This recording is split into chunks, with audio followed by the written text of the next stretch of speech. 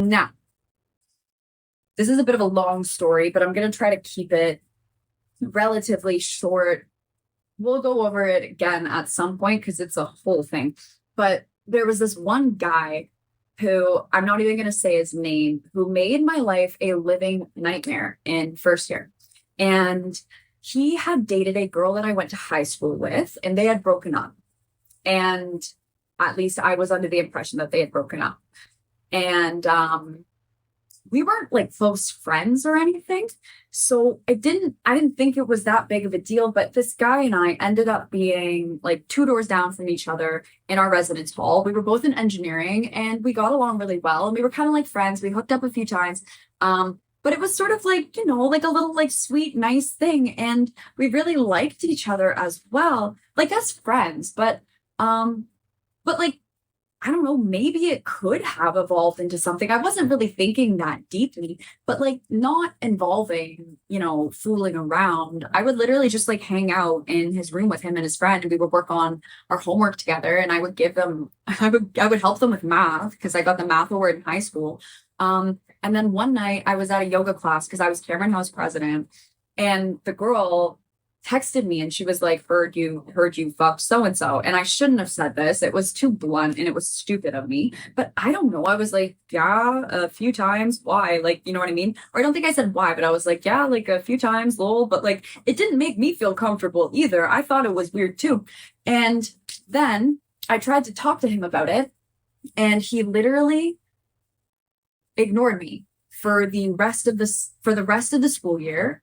It turned out that they had been dating the whole time.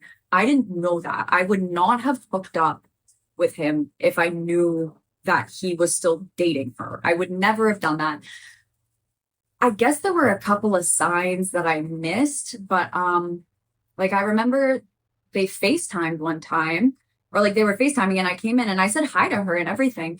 But also like when my mom and my dad divorced and my mom and my stepdad got married and everything, my family, we did a really good job of, being like a very blended family. And there was never any awkwardness. And like, I remember when I was at my all girls school, like my dad and my stepdad would go to father-daughter dances with me and stuff. So I kind of always, and the queer part too, where it's like you can be friends with people that, you used to date, because the joke is that it doesn't matter how many lesbians there are in Toronto, there's always like 14 lesbians. So it didn't clock in my head, but I did not realize, right? And again, that would be disrespectful to me too. I wouldn't have done that. Anyway, so this was just before like the whole Me Too movement and everything. And there were only like, there must have only been 7 girls in engineering in our entering class. This is part of why I'm so happy that the engineering student body at McMaster is like 40% female, because it makes me feel so happy that the younger girls are so safe from this happening to them. He turned everybody, all of my friends in engineering, against me instead of like 2 people. And then it was really brutal because I was basically cut off from like group studying, stuff like that. And it like I felt like I couldn't go to like parties and stuff that they went to. Again, I was Cameron House president. I wasn't in the Cameron House picture for that year. Because he told everybody that I was this like homewrecker and that I ruined his relationship. And it was really awful. And then I had to take time off school because my grandfather died. My parents were going through a divorce. I like held my grandfather's hand as he died. And then I had to help organize the funeral for him. I had to eulogize for him on behalf of my mother because she was so upset. And because of the amount of school that I missed and having to deal with all of that, I couldn't keep up on my schoolwork. I had to drop 2 courses and I lost my $16,000 scholarship. And that's when I got addicted to Xanax because I couldn't cope. And then, I woke up one morning after realizing that I hadn't been sober for 32 hours. And I was like, okay, I need to take a gap year because I need to deal with this and I need to get my head right. But during all of that time, this guy went around telling everybody that I was dropping out of engineering because I wasn't smart enough. There was this one time where my 2 friends were away on a ski trip. I don't ski. I'm terrible at skiing. So it was like a day trip, and I didn't realize that their was going to be a, like, this is the day that everybody goes into groups. And I will never forget this moment.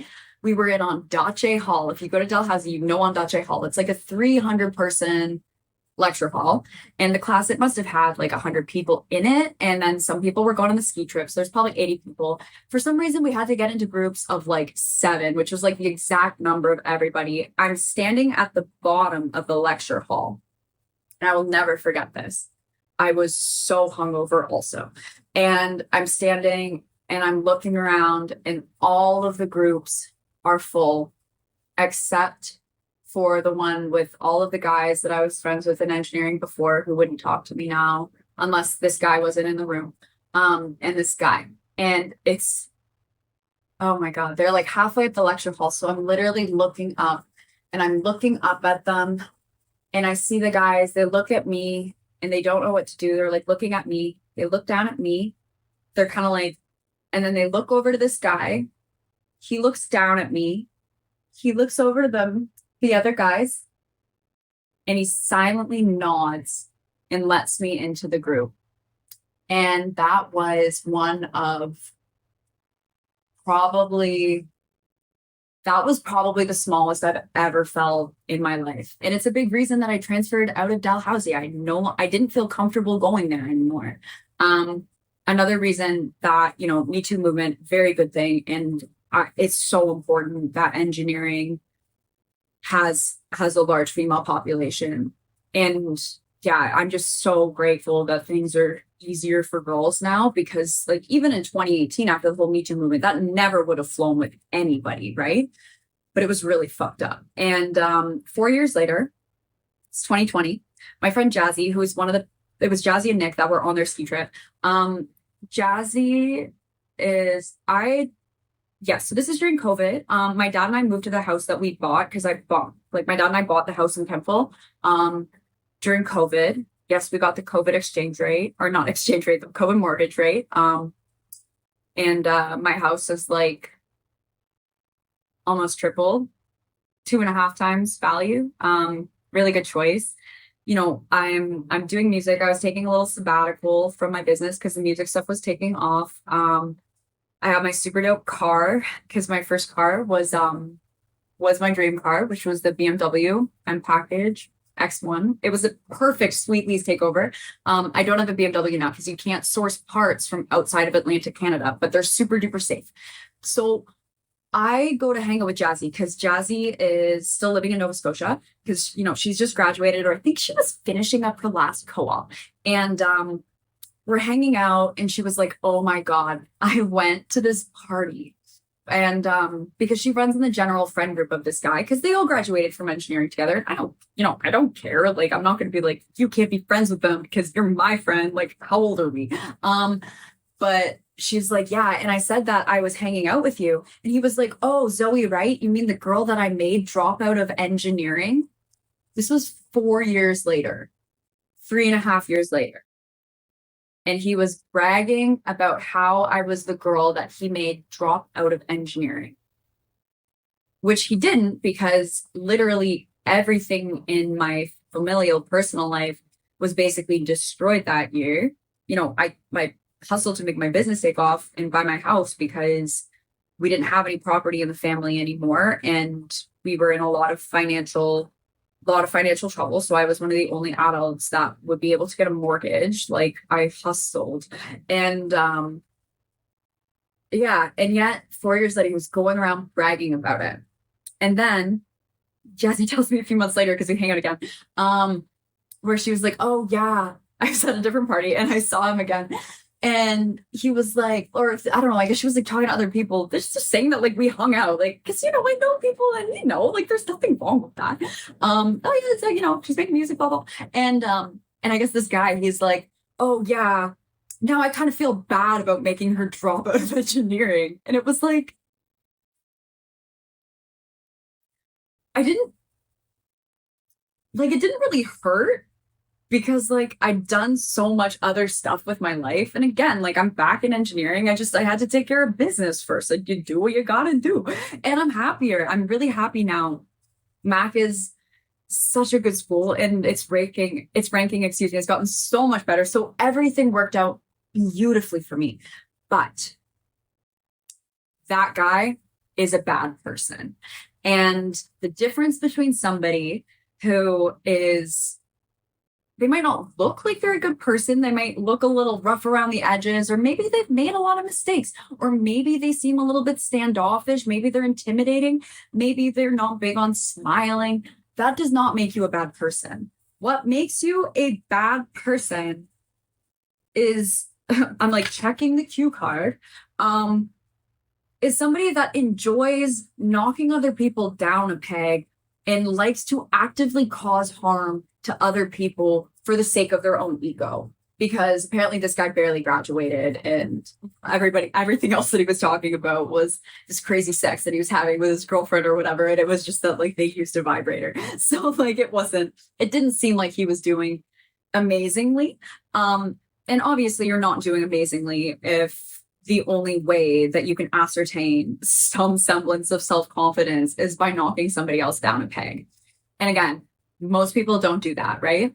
So the takeaway from all of that, and I know this because I made cue cards, is that you can tell whether or not a person is bad or not by how they treat good people and how they treat other people in general. I'm not saying that I was like the best person ever in the world at that point. I was very rough around the edges. And when I say I had to hustle, I mean I had to hustle. Like I was I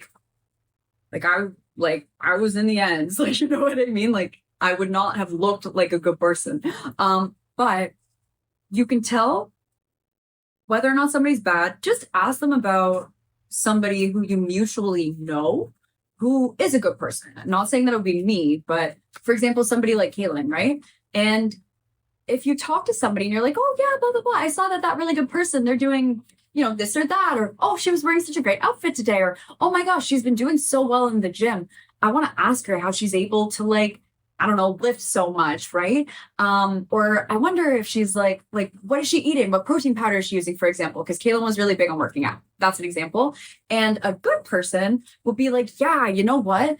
They're definitely she's killing it in the gym right now. And it's so remarkable how she's able to handle everything else with school and stuff. You should definitely ask her. That's what a good person would say, whether or not they're into working out or not. What a bad person would say would be anything that they could think of that would put down the good person, right? They'd find some way to minimize that person's achievements. They'd find some way to maybe compare themselves with that person or make something up about that person that just isn't true or just is unkind, right?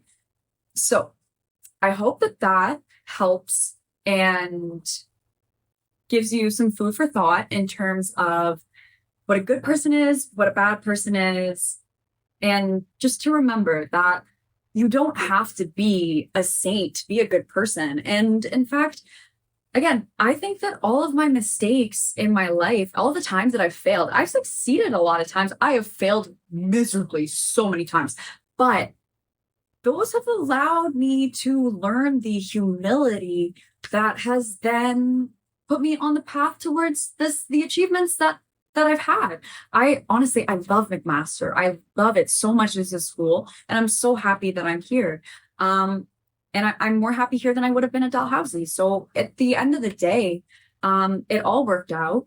But yeah, it's important to know the difference between a good person and a bad person. And a good person doesn't always look like a good person, and a bad person doesn't necessarily always look like a bad person.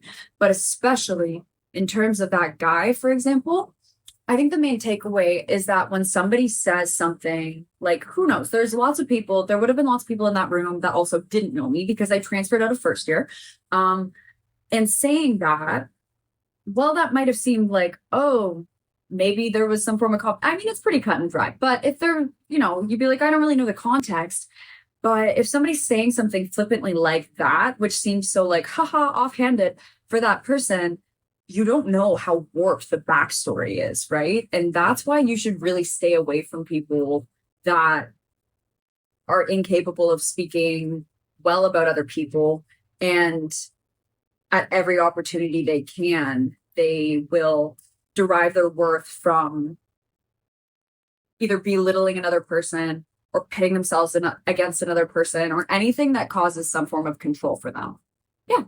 And that's the end of this video. Thank you for watching.